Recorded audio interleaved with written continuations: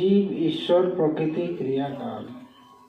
এই জড় জগতে জীব এবং ঈশ্বর ভগবানকে, জীবের সঙ্গে ভগবানের কি সম্বন্ধ রয়েছে বুঝলেন? ভগবানকে বা আমি কোথা থেকে এসেছি, তার একটা উৎস কোথায়, কেন আমি এই জগতে এসে কষ্ট পাচ্ছি, এর থেকে নিবৃত্তি পাওয়ার উপায় কি, প্রকৃতি, জোড়া প্রকৃতি এবং ক্রিয়াকাল, এইসব নিয়ে আলোচনা করা হয়েছে।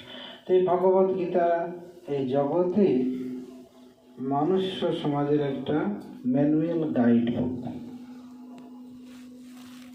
কি খাবেন, কি করবেন, কি করা উচিত, সেই সম্বন্ধে বিশদভাবে আলোচনা করা আছে। যদি কেউ মনে করে এসে আমি কি খাবো,